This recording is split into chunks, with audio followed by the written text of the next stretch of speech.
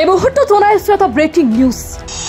মানকাছৰৰ কুকুৰবাৰত 4জনকৈ শিক্ষক শিক্ষয়িত্ৰীক বহিষ্কাৰ হয়। পুনৰ জনাইছো 4জনকৈ শিক্ষক শিক্ষয়িত্ৰীক একেলগে বহিষ্কাৰ কৰা হৈছে।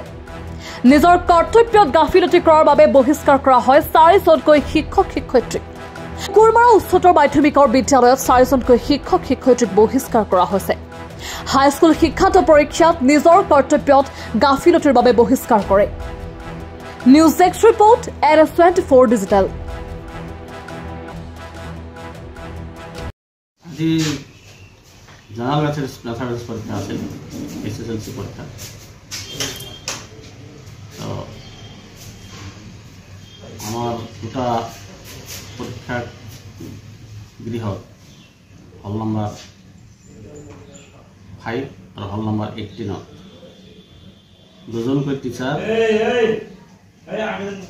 ইনভিজিলেশ্যন ডিউটিত আছিল।